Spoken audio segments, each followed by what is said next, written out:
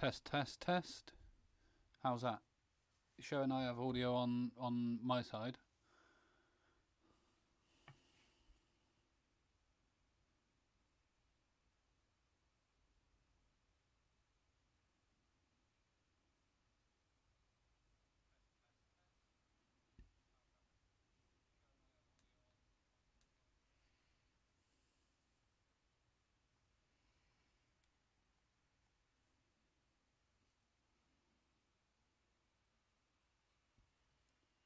That should... Okay, great. As I was saying, I'll just repeat myself from what I was saying a second ago. When carving colour blocks, you don't necessarily want to carve on the very outside of the shape. You want to sort of carve just very slightly inwards. Obviously, if you carve too far in, you can end up with white gaps, and if you carve too far out, maybe on the edge of, right on the very outside of the black line, then you could end up having to go back in and do a lot of trimming. So just running the knife through the edge of the black line generally minimises the amount of trimming that you'll have to do later on, whilst mitigating against any white gaps.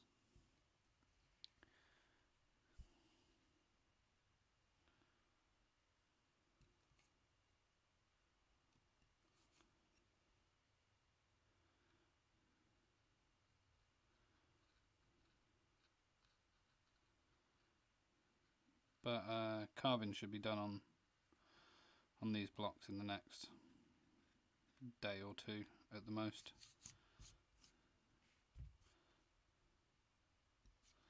Shouldn't take too long. There's not really anything too complicated to do.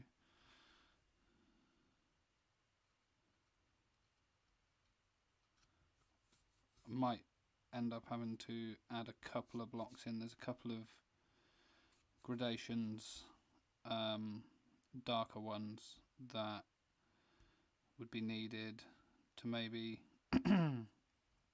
flesh out the colour on the sunset version of the design, but I can make a decision on that once I come to test printing. And this is excuse me.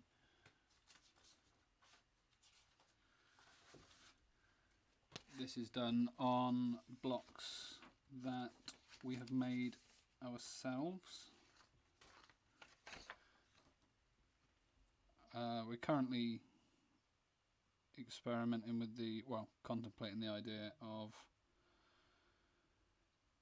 So these are wet sanded blocks, and so we plane them to start with to a certain point, and then wet sand them to get the polished finish. And it's a fairly easy and straightforward way to get a nice finish on the blocks, but it's really time consuming to do. Excuse me.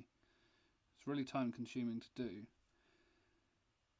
and it's quite resource intensive because the sandpaper obviously doesn't last forever, and it's not very proper. So we're looking at purchasing a few good Japanese planes and seeing what we can't figure out. Hi Caleb, how are you?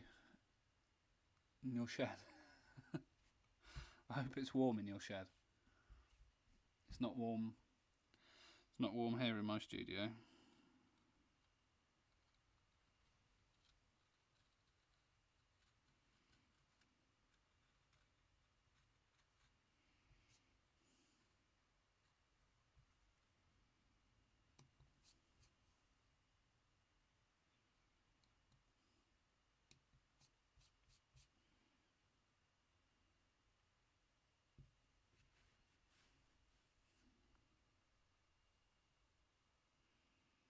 My apologies if I keep moving out of shot.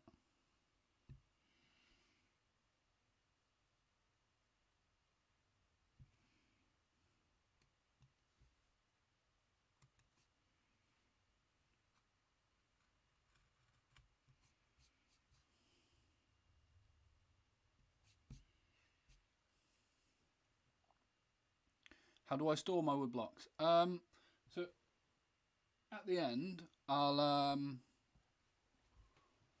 hand scrapers. Yeah, we do. We use the very final polish that we put on it. We use a card scraper. But I've been speaking with Dave Bull about this, and he mentioned meeting a block planer, Shimano-san.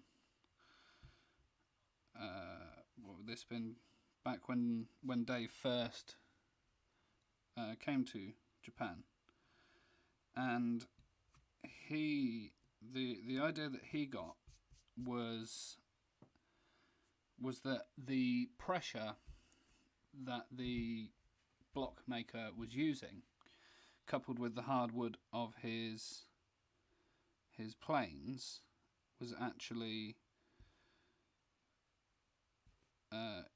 you could actually attribute that to the polish on the block. That, with also using very fine plane blades and very sharp blades and taking very thin amounts off right at the very end, but the actual wood to wood contact of the plane blade and the cherry was what was causing the really smooth burnished effect. And it's just something I'd like to learn for the future. I don't want to sort of always be beholden to acquiring sandpaper to be able to use my blocks. But yeah, Caleb, remind me at the end of the stream, and I'll turn the camera around and I'll show you how I've got my blocks stored currently. I have some shelving up at the top that I store them, and I'll get a few block sets out and show you how Dave showed me to wrap them.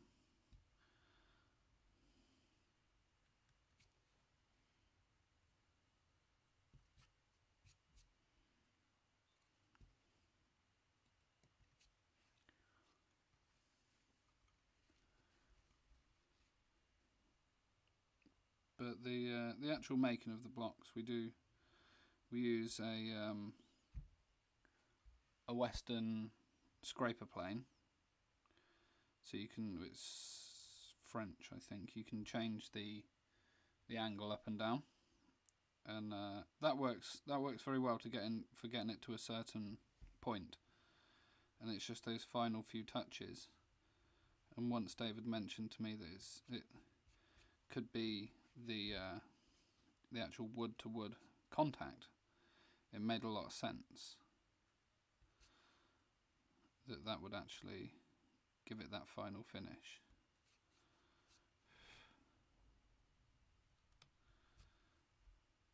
But trying to find Japanese scraper planes, it's called a tachikana. Trying to find them in the UK is a bit tricky. I found a few older ones on a few different sites in Japan and in the US, but you don't know the condition of the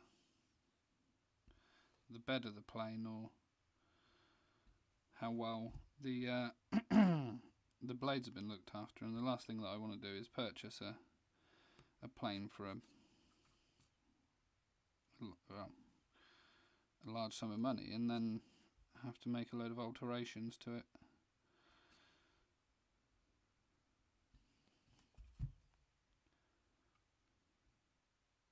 But we've got another order of wood that I'm going to put in the next next couple of weeks, and then we'll see.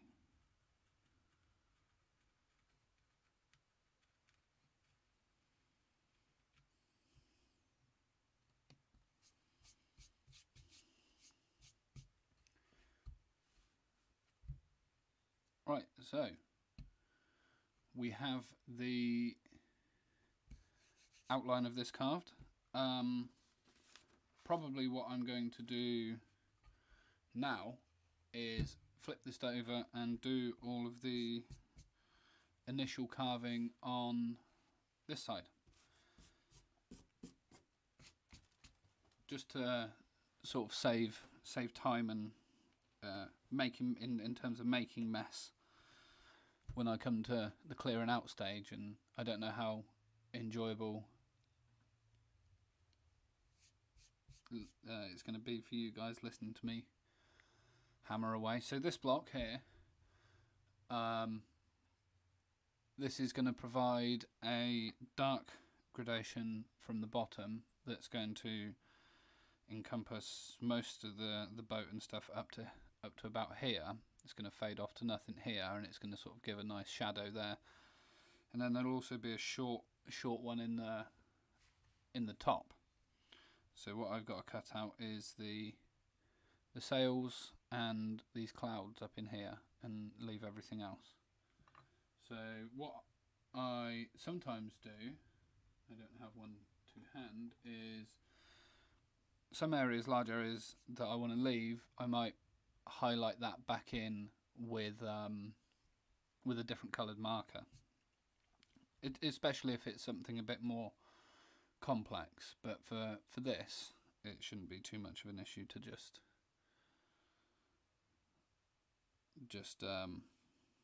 almost went the wrong way then. No, I didn't. It's remembering which side of the line to cut now when you do this. There's many times where I've cut the wrong way and cut into the area that I'd like to keep.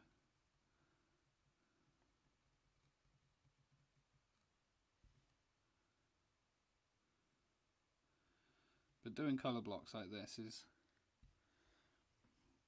really nice and peaceful.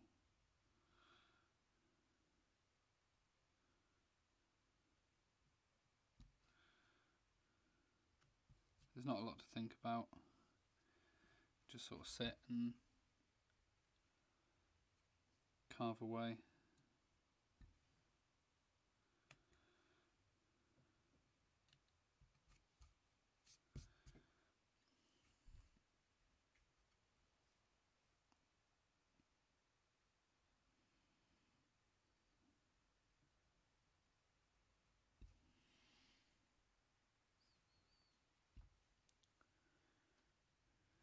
So you can see here especially, I'm not running my knife right up to the edge of the line. I'm sort of going down almost just very slightly off centre to this line on the inside edge.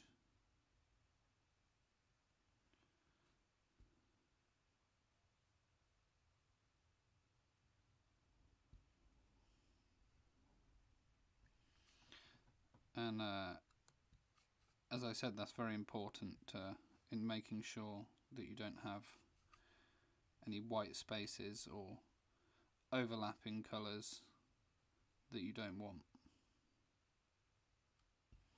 So if it were to be a red and a blue meeting, for example, you could end up making a nasty sort of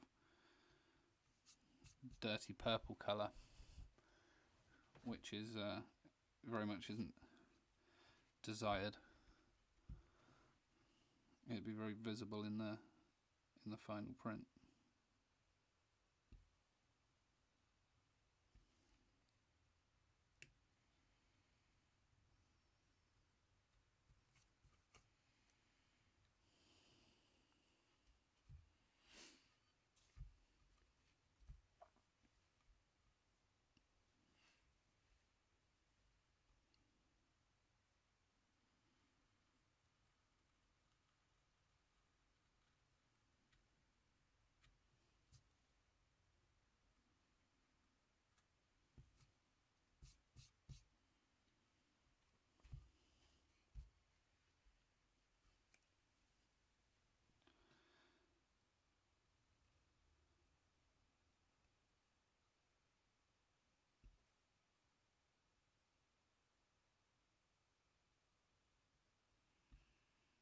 And when I'm going around internal corners, because I'm not professionally trained, I sort of do it in parts.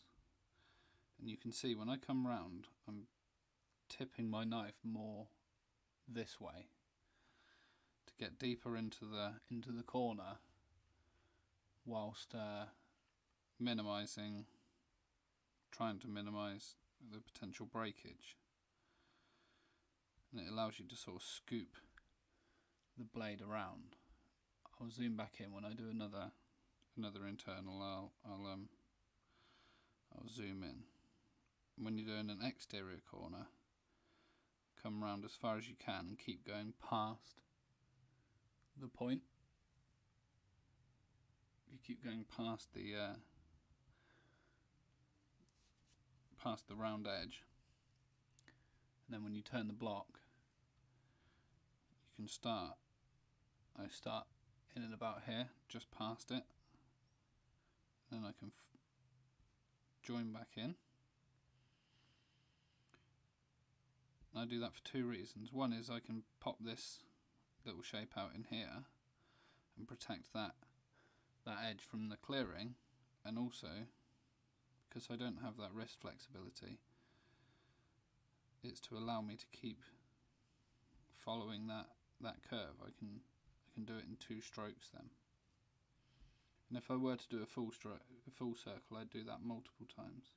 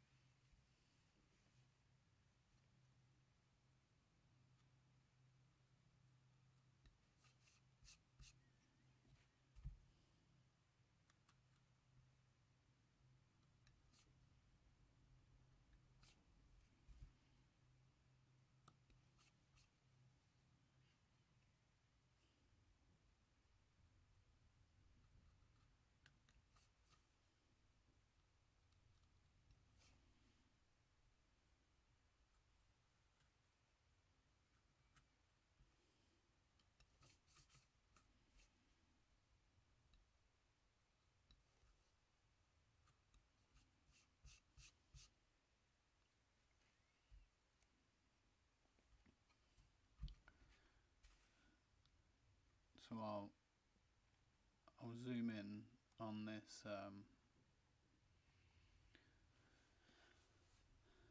this internal here and show.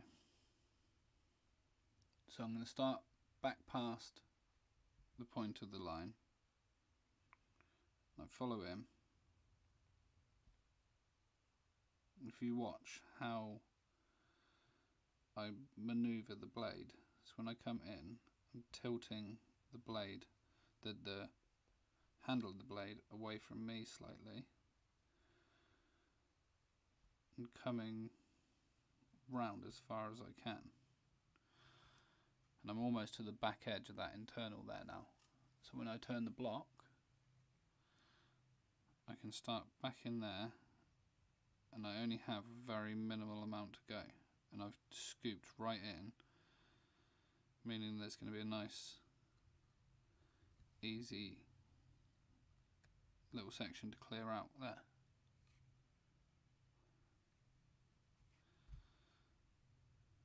And then again, coming past the line so that I can pop that out and protect this little point, and back into this internal. So I'm going to come round, and it's like that type of motion. So if I zoom out so you can see my hand, when I'm coming round, it's coming round, and then I'm coming like that. It's hard to explain on camera, but then I'm on the back edge of it, so I can turn the block slightly, come back in, and then follow that out. and that whole section's going to pop up nice and easy now.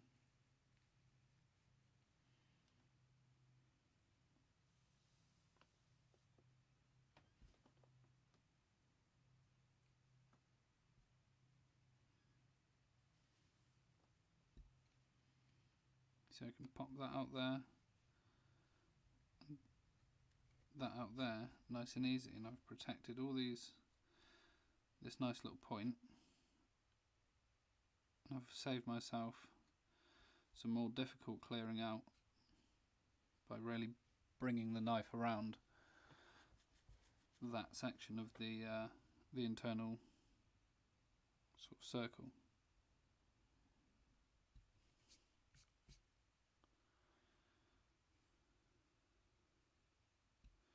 And then again, coming past the point to be able to protect that corner there.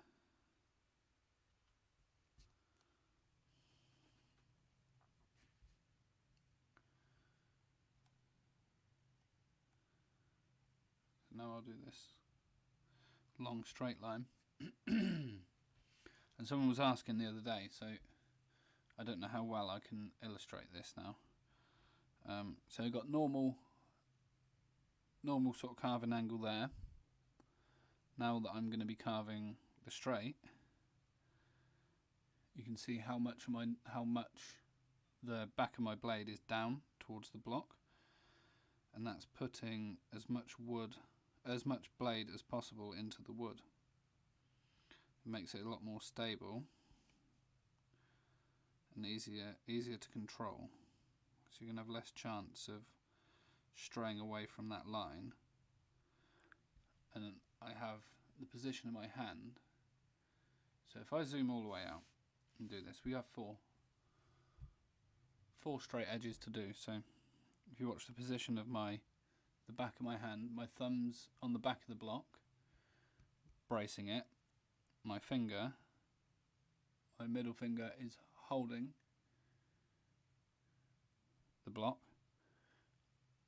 and my pinky is on the outside of the block, and I'm using that as a type of guide to follow me down. So the motion of my hand will move like that down to the point where it can't, and then I'll switch to my first finger. So keeping the blade down in the wood and just pulling the knife whilst contracting your fingers, and letting your pinky slide down the block nice and steady.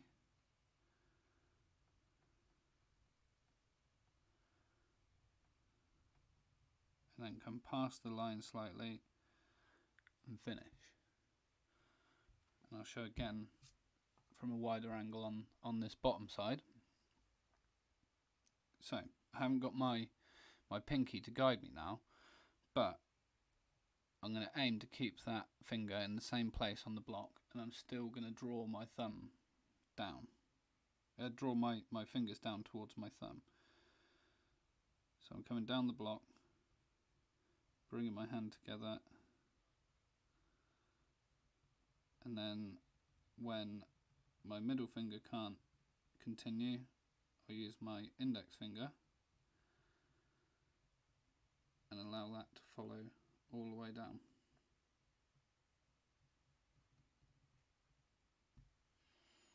And then just pop out that corner there.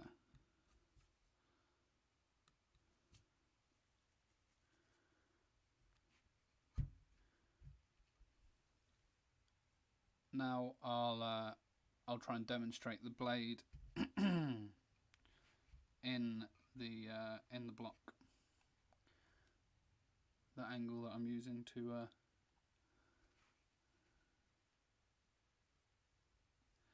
so starting in here past the line, back of the blade is down, and same motion with my fingers, making sure there's as much blade in the wood as possible.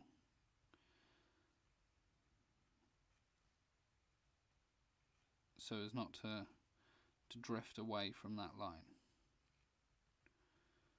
and your whole your carving hand is nice and strong. You've got strong locking the wrist, and it's your elbow upwards that is moving down the block, moving down the bench, sorry.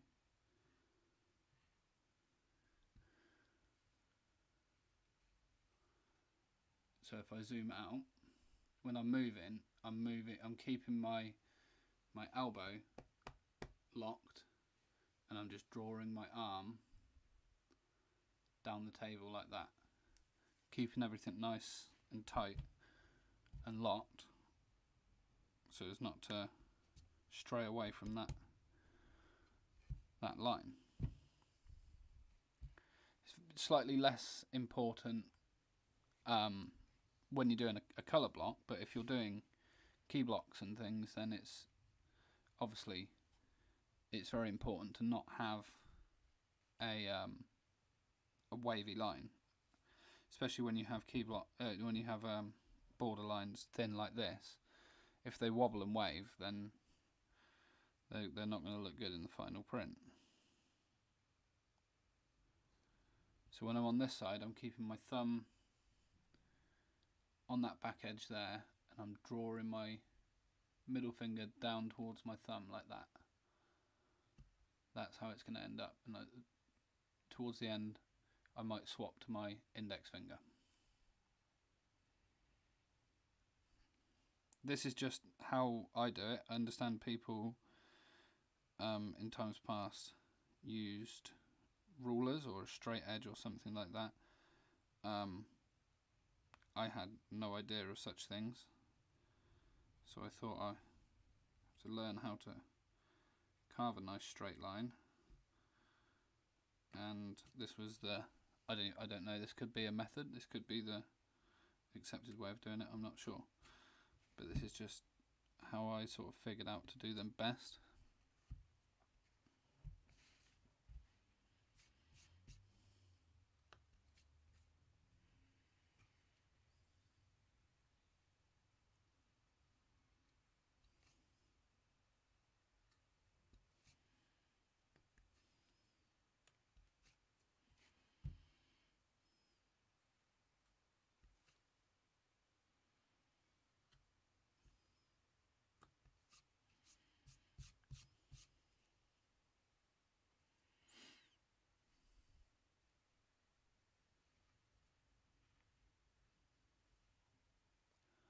Do we want to be more zoomed in, or are we okay as we are?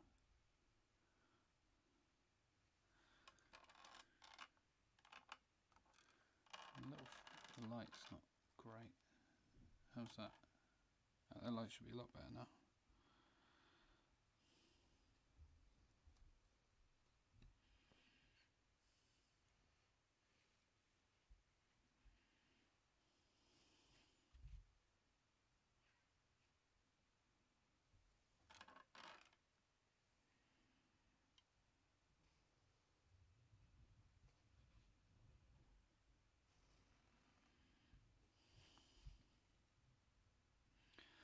And when you take the knife out of the wood, always start very slightly. Don't start at the very end of the cut. Start very slightly back from the last cut you made. So if I'm coming along this line here and I stop. Sorry. If I'm coming along this line here and I stop here, I don't want to put the knife back in on the end of that. I want to come slightly back from where I finished. And you'll see when I come to pop this little bit out, if I were to have stopped here, then I would have had to, there'd have been a little ridge, a little break in the line. I keep moving, my apologies.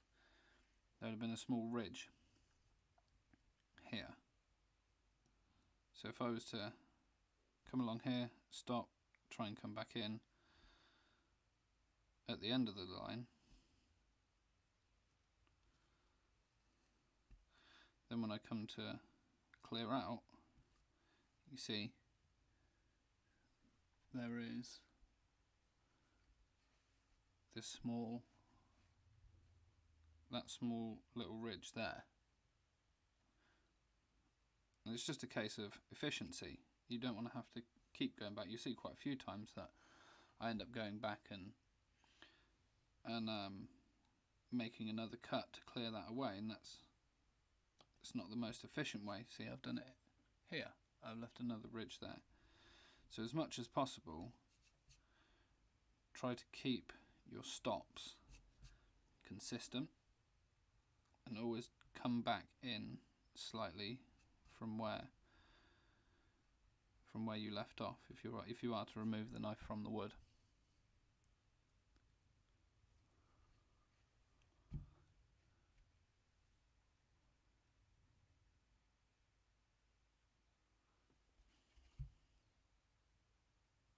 And then down here, just nice and simple, just make sure to stay somewhere within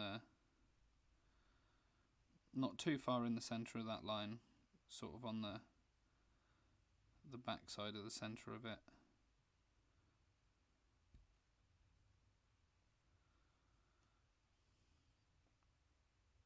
And then when you get down to a corner, when you're coming down to a corner, so you're drawing the blade down, blade down, blade down. When you get to a corner, you want to tilt the blade up and point it down into the corner, like that.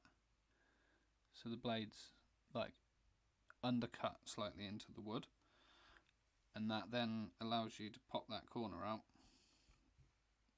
without any stray wood left down in there that would be picking up pigment.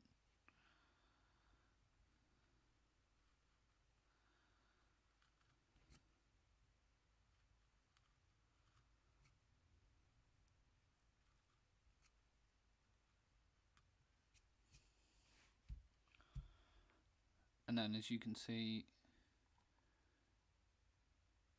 here, before I start clearing this line out, I want to pop that corner out there just to protect that.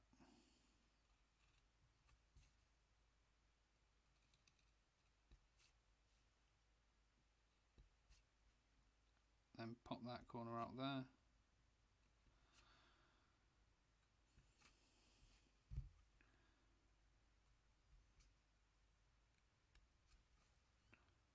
And this is by no means the right way to be carving blocks. This is just my observations that I've made through carving blocks myself for the past 3 or so years.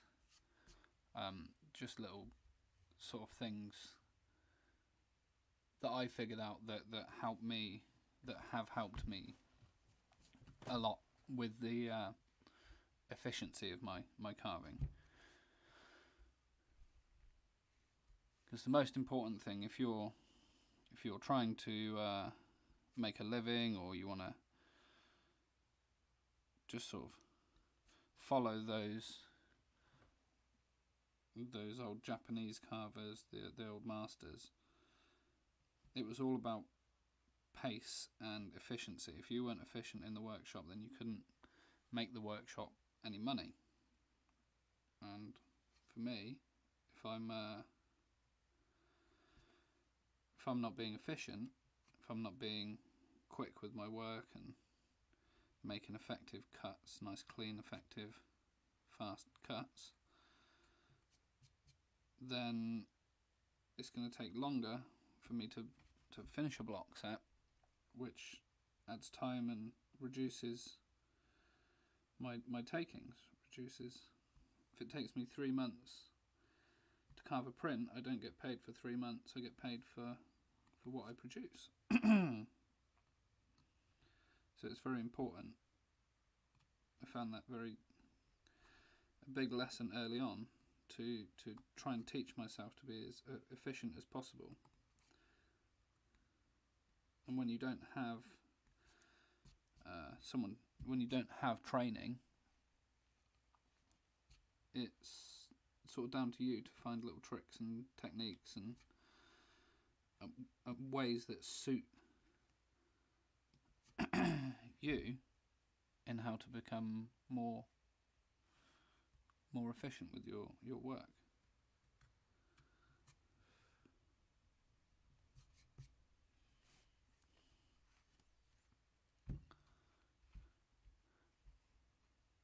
My apologies if I'm not interacting enough with you guys. I see people talking in the chat.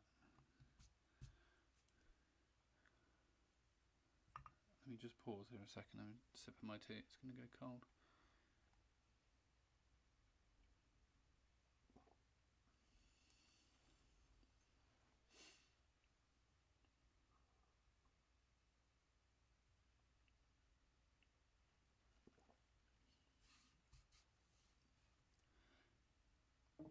Yeah, I can give probably more and slightly better commentary when I'm doing work like this, because I'm not having to focus in as much as when I'm doing a key block and I'm sort of really intensely focused. It's a bit harder to converse. But I do apologise if I am just rambling.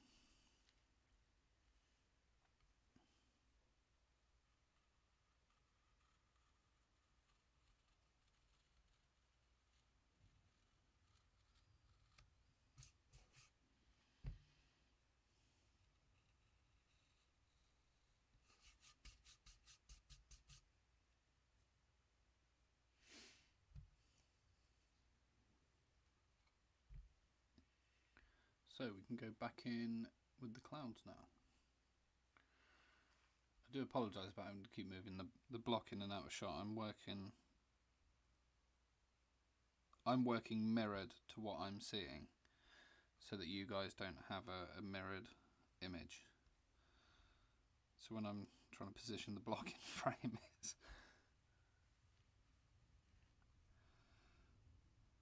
I'm not quite used to it yet.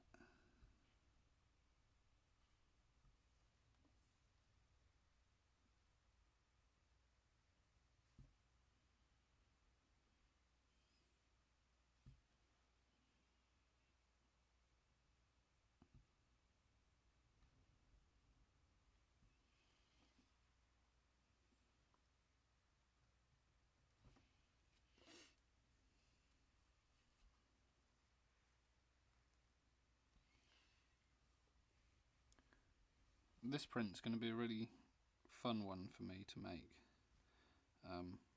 I've never done, this will be the first landscape type print that I've done,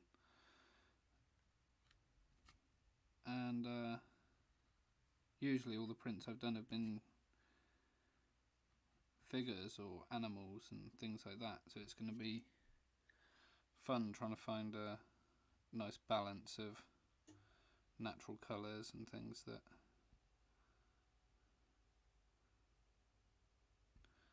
fit well into the theme that we're trying to create.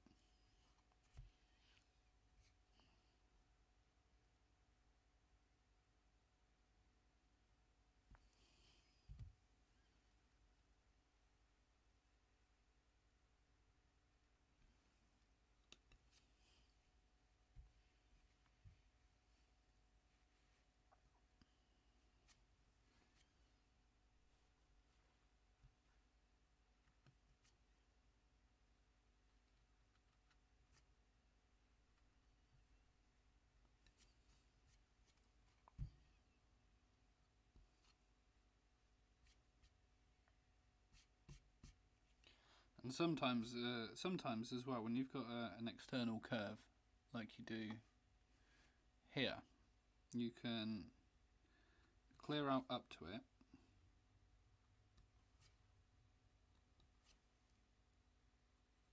so if you clear around and sort of past it slightly, it then can allow you a little bit more room to sort of bring that back round, and then you can nick another little bit off, and then start back, and it gives you just a little bit more space.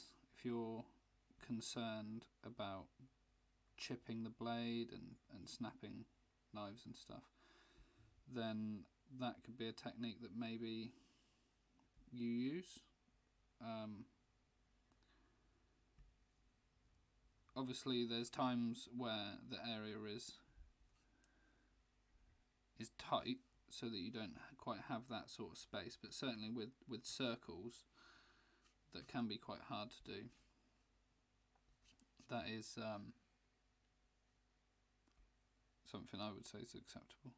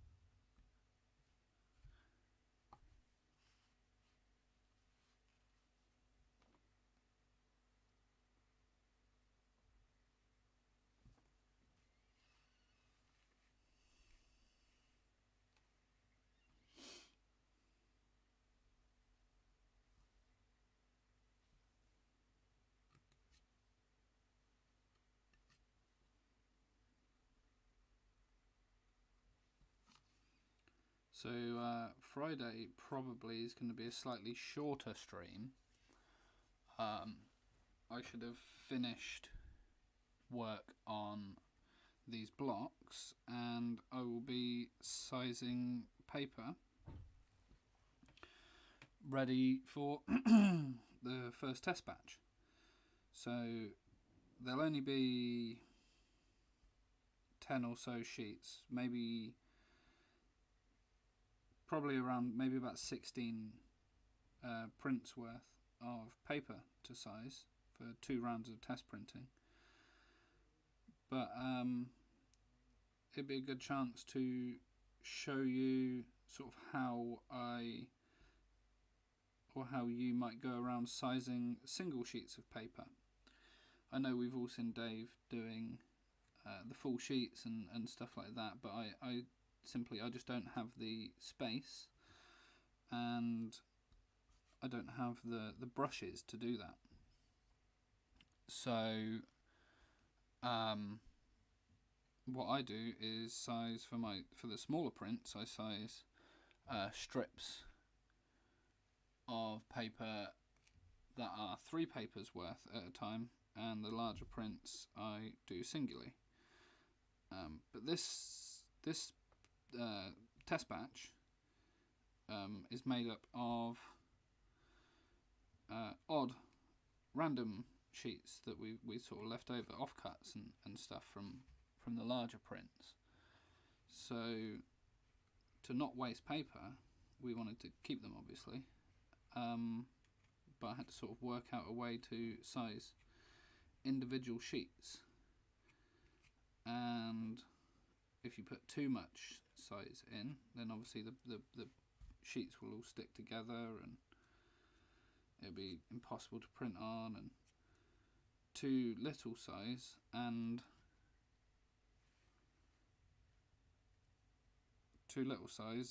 the paper's not strong enough. It will start to pill and fall to bits, and you can get colour bleeds and stuff. So I had to sort of devise a method and sort of work out the ratios of how much excess to shake off and stuff to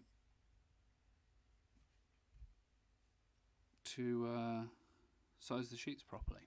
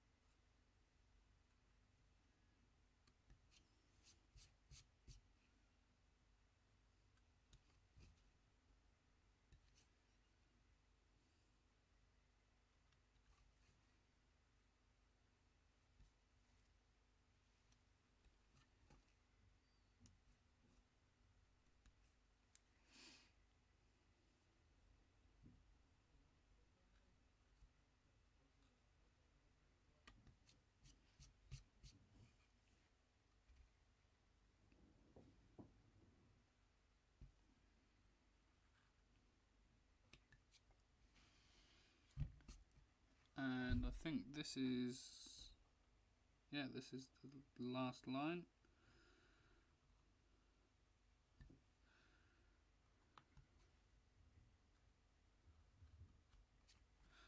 So that side of the block is also now done.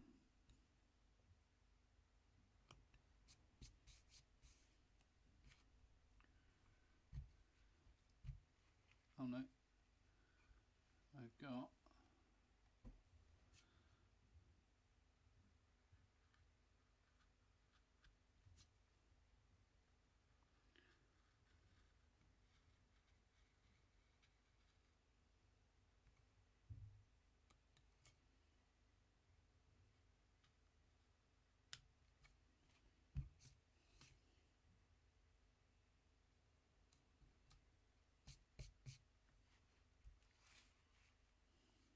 and then I'll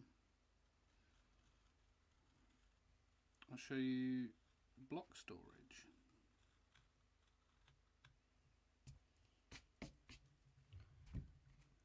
There we go. So if I zoom all the way out, who was it that asked about, let me go back through the chat, who was it that asked about Caleb?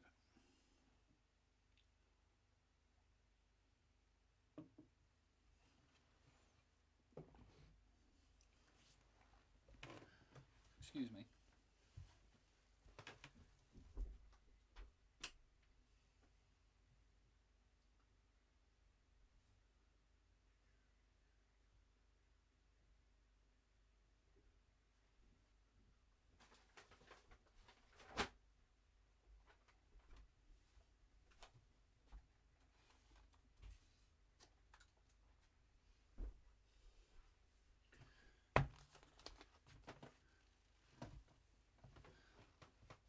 So this is how I store prints, store blocks.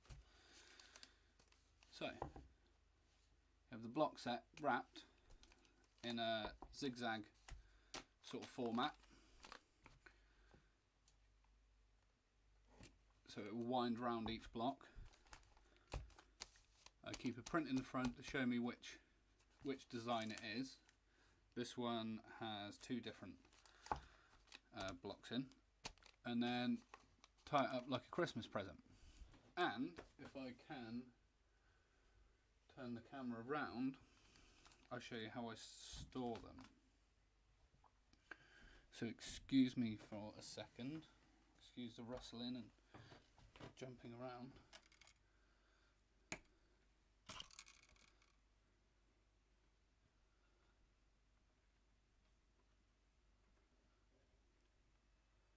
So, if you can see up here, that is my block storage. So each one of those is a print. They're all bound and wrapped in the same way. They all have spaces between them. You can see they've all got spaces. That's to let air flow through, and then sort of every couple of months I'll take them out and make sure that they've got enough air. And whilst I'm blocks that are uncarved, they will be, oh no, wait, showing no card. Oh, there we go. Blocks that are not carved yet are stored upright and not touching each other, so you can get good airflow. And then you have blocks that are being worked on and stuff that are just stacked as they are. Let me put the camera back. So that's it. I apologise for the terrible mess of my studio. If anyone would like any sort of tours of the studio or anything like that, if they want to see different things, we'll see a bit more when I start sizing on Friday. I can sort of show you the bench that I use and that sort of area and how that how I've set that up, and you can maybe take a look at the printing bench and stuff that I built. I just stole Dave's design really and copied that, but I can show you that construction of it. But yeah, if anyone wants to see any specific things from around the studio, or how I have things sort of set up to try and maximise my workspace, then do let me know. Like put comments and stuff down in the YouTube video and things, or on, that's probably the best place, because then we can all sort of see it. Oh, you didn't miss much, Ben. That was just me sort of awkwardly spinning the camera around to show where I put the blocks. I do apologise for having not set up the Facebook group yet. That's what I'm going to be doing first thing in the morning. I built a printing bench.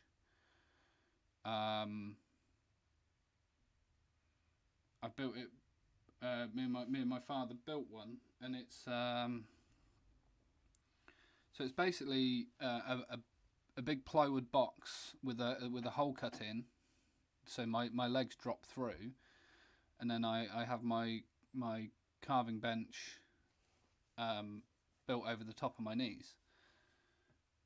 I don't know how easily I can show how far the lead's going to go.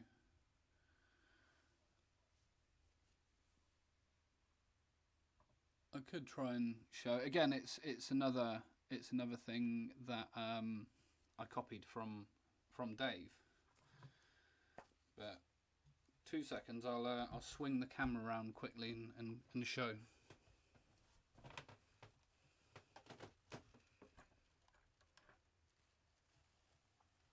Come on, lead, stay.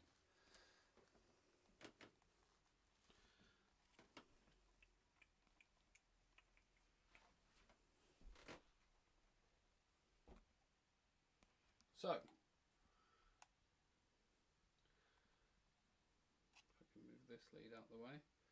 So this is the bench that I sit at. So you can see we've got a plywood box, and my carving bench is built over the top of that. My legs drop down into that hole, and then to the right is my sort of little sharpening stand.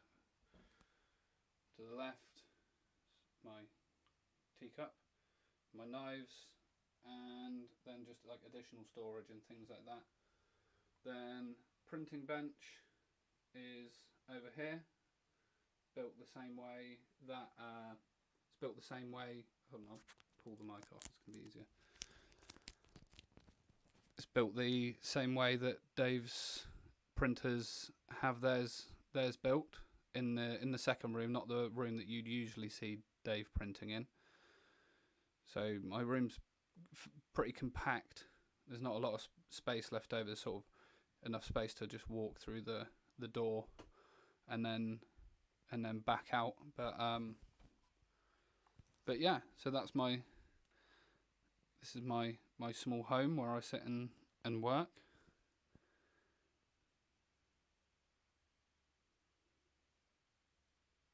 Yeah, so the work surface on the printing bench is sloped away very slightly. You can see it sort of dives down a bit. I took that. I measured Dave's ones up whilst I was over there. I couldn't tell you. I could tell you that maybe the heights and stuff. I could measure it and post it if you send me a DM. And then my printing bench just very slightly leans down towards me, just very slightly, not a lot.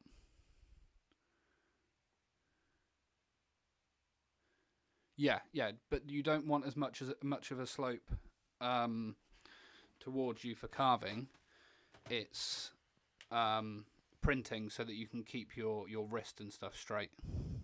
2 seconds, let me just put the camera back on the stand.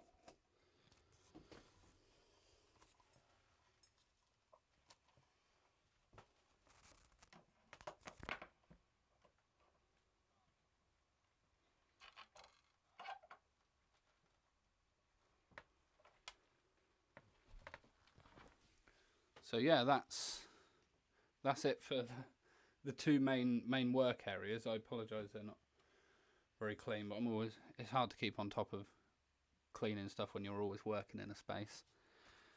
But stream 2 cameras. Yeah, I can do. I need to. The way I have my laptop set up is on a shelf above the carving bench. So if I were to add it, it sort of only shows the top of my head. Like certainly, if that's something that you guys would really like, I can find a workaround and see if we can do so. At the moment, it just will capture the top of my head.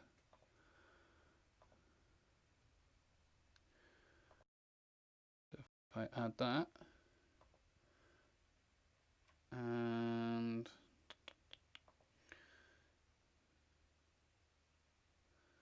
drag that. Why is it capturing it twice now? I shouldn't do this on stream, really.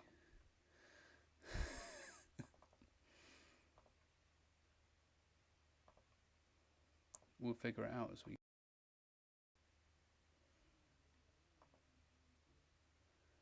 So.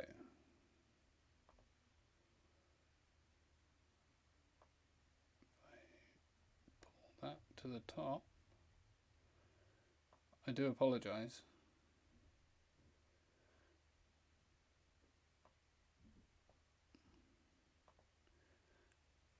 It will do. I just need to work it out. Is the short answer to that, George? Because it's trying to capture two things at the same time, and it's struggling at the moment. But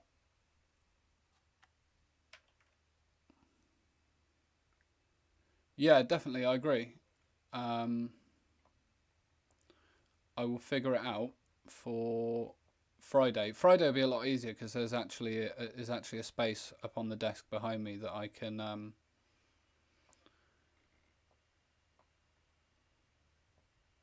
can set everything up so that we can get a view of me actually working, along with. We can get a good view of me working along with an actual top-down view of the process. But that's going to be it for this evening. I'll be back Friday same time, and we'll be streaming. And I don't know what else. Maybe I'll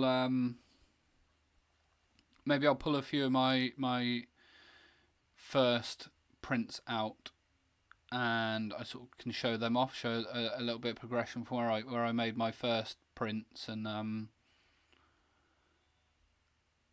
we can sort of go from there. Look at a little bit of progression and stuff, and maybe show you some mistakes that I made early on, and definitely in the printing and stuff before I really understood that. Well, not that I understand it much now, but yeah, anyway, thank you guys for continuing to support me through Patreon and by turning up for these streams. It really means a lot. It's really exciting to be able to share this work with you, and I look forward to seeing you all again Friday. Have a safe week, everyone, and take care. I will see you all soon.